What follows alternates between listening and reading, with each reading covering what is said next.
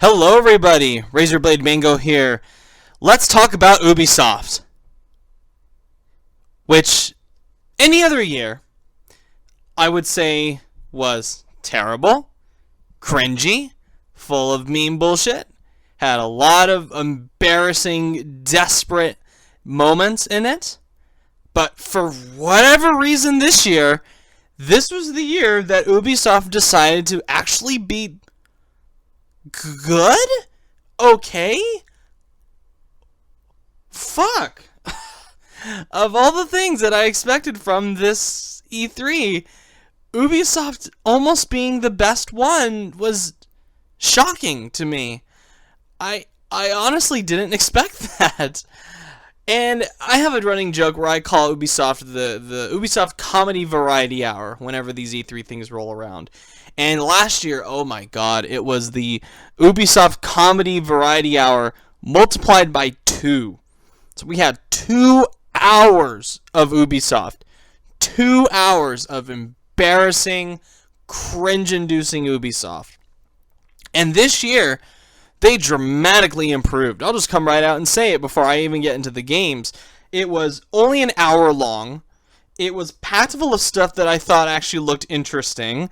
And it, rather than like a few goofy moments here and there wasn't any like embarrassing shit. It was just like the theme this year just seems to be games, games, games, fuck off. That's exactly what Ubisoft did for the most part. They had some bits where I felt like they could have cut it out, some presentations that could have been trimmed, but overall, I liked what Ubisoft was doing. But let's get into the games. Let's talk about the games first. The first one they started out with was Mario plus Rabbids Kingdom Battle, which this had been leaked a long time ago. And whenever this was brought up, I just rolled my eyes and thought, oh my god, the idea of a Mario and Rabbids game? Whatever. Of all the things that Nintendo could have done to team up with Ubisoft, fuck it. Whatever. It's gonna be shit. I ended up really liking that entire Kingdom Battle thing. Along with A Way Out and Super Lucky, whatever that, Super Lucky's Tale or something. This was another nice surprise from E3. It's basically an XCOM style Mario Rabbids strategy game, which sounds totally bizarre. And yet, when I saw it in action, I wanted it.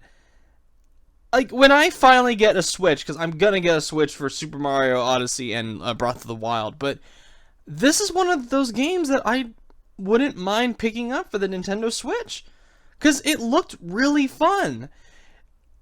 Like, an XCOM style thing was the last thing I expected from a Nintendo team-up, and honestly, this was probably, like, out of everything, like, out of all the things that actually had gameplay, this might be my favorite thing that they showed. Like, I gotta be honest, I wasn't expecting anything from this, and I walked away feeling really into it, which was shocking. But yeah, it happened. I'm really into this. I'm really excited for this Mario Rabbids Kingdom Battle. And it's coming out in August, so by the time I get my Nintendo Switch, probably like around, hopefully like November, December, maybe even January, this will be out there in the wild for a period of time. Might even go on sale, and I'll pick it up for a steal. Cool. Awesome. Just another good thing to add to Nintendo's really strong debut year for the Nintendo Switch. Mario plus Rabbids Kingdom Battle. I'm into it. Totally. Then they moved on with probably the thing that they dropped the ball with the most, with Assassin's Creed Origins. Again, I have to clarify that I really liked what they showed after the conference, like the full 30-minute demo, which I thought looked cool. But this, they showed a 2-minute environment trailer, which I was like, okay, that's probably the taster of what they're leading into. Nope. it was all just a big cock tease for, oh, stick around after the conference, we'll have the demo for Assassin's Creed Origins. And they did something that I thought was really fucking stupid, which they filmed from a camera someone playing it on a monitor. It wasn't even a direct capture. It was someone literally filming a television with Assassin's Creed being played on it at an angle. So I could barely see what was happening. Who the hell thought this was a good idea? Seriously, Ubisoft. What a waste of time. That, of all the things that could have been cut out, Origins. Assassin's Creed Origins, one of Ubisoft's biggest games coming out, get rid of that. Cut that completely from the conference. Save that for afterwards. That would have been better. Absolutely ridiculous what they pulled with that. Then they moved on to The Crew 2, which I don't care. It's racing. I don't care. Really nothing I can say about that. South Park, The Fractured Butthole. They didn't really show anything that I haven't seen before, but it's South Park. I liked the trailer. I liked the gameplay demo they showed, again, after the conference. And I hope I love the game, because I love the Stick of Truth. So, Fractured Butthole, that's definitely going to be the ones that I cover on this channel. I'm really excited to play it.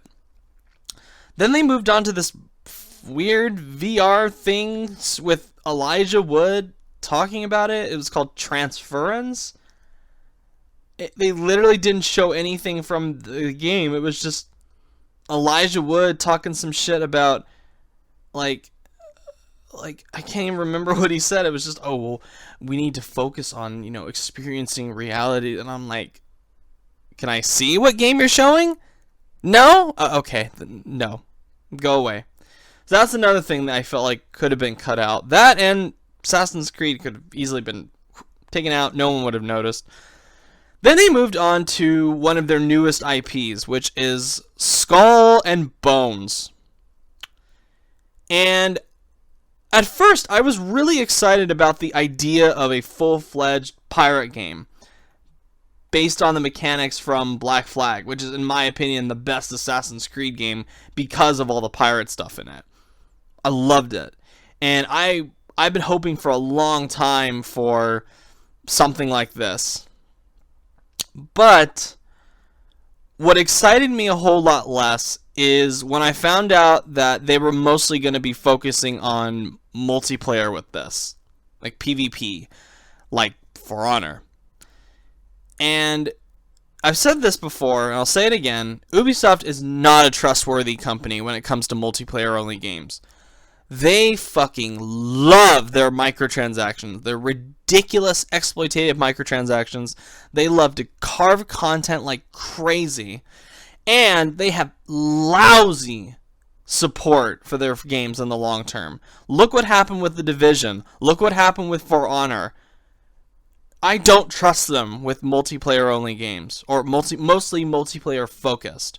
They said they're going to have PvE in this, but I'm pretty sure that's going to be really downscaled compared to the PvP stuff. And even then, what's the PvP going to be like? Is there going to be more than that 5v5 mode that they showed off in the trailer? I don't know. And I honestly, like, when I found out that it was a multiplayer thing, I was really disappointed because I know this is the direction that Ubisoft is going in. They want to make everything either an open world or a multiplayer game.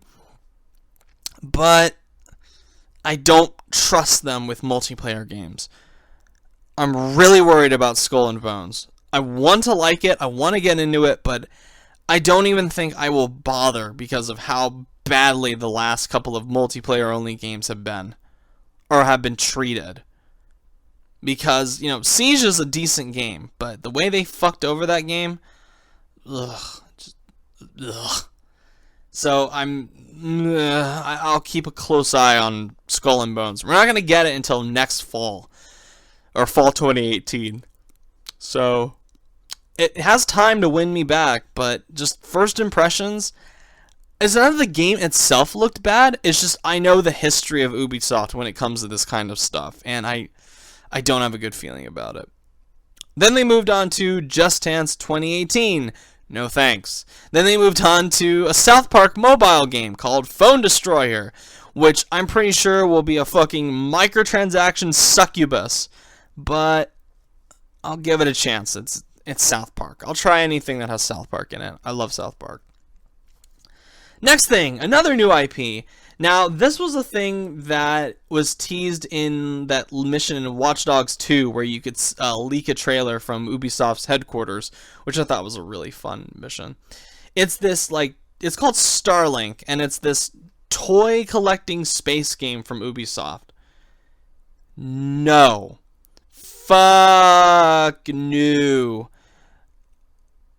I hate their digital content practices, so I can't even imagine what kind of monstrosity abomination they're going to create with this.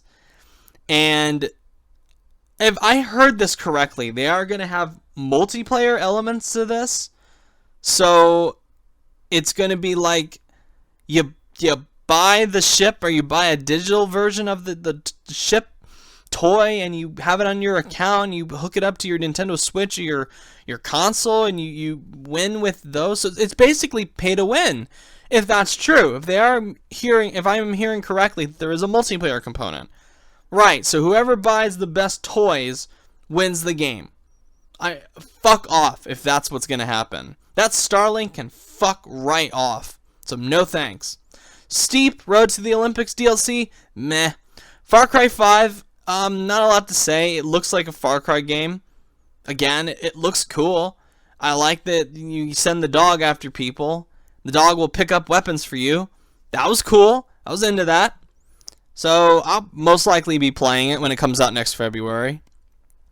Now, the finale, which was very surprising.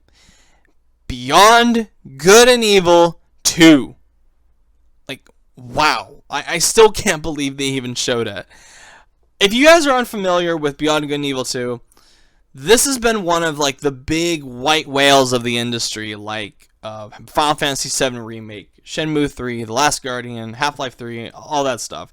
It's one of those. It's one of those big legendary non-games that we might or might not get. But we're getting it, apparently. And it's like they're just starting development on it. And I really liked that trailer. A lot of people, I guess, were turned off by the amount of swearing that was in it, like the M-rated direction this series, I guess, is going to go. But I liked it. I really, really dug the tone that they were going with. And after years of vague promises and conflicting stories of its cancellation, and even outright lying on Ubisoft's and on Michel Ancel's part, we are finally getting this. But there's a caveat that I have. What worries me about this, once again, is that it's going to be a multiplayer-focused game. I do not trust Ubisoft with multiplayer-only games. I need to make that abundantly clear again.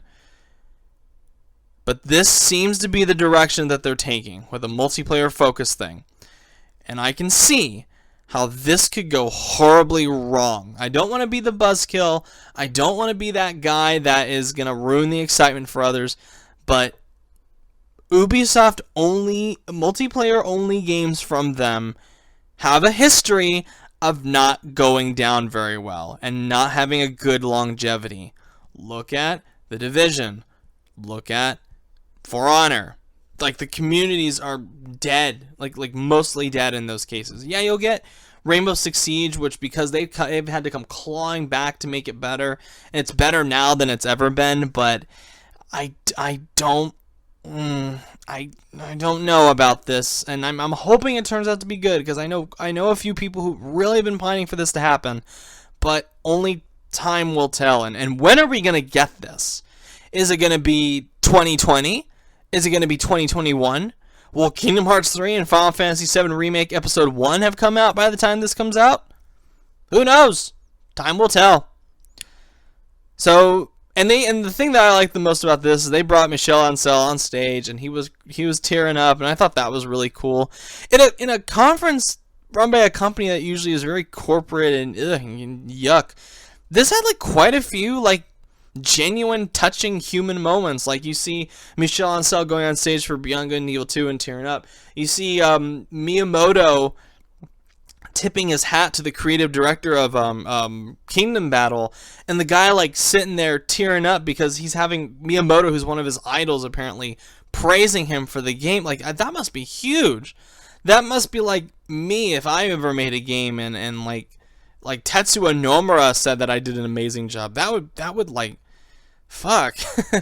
That would be great. But I can imagine how happy he must have felt. And that was the thing I really liked about this conference, is that when I heard that they were going to ditch Aisha Tyler, which, good, and I heard it was just all going to be developer focused, I thought that, I'm like, that seems to be going in a direction that I like.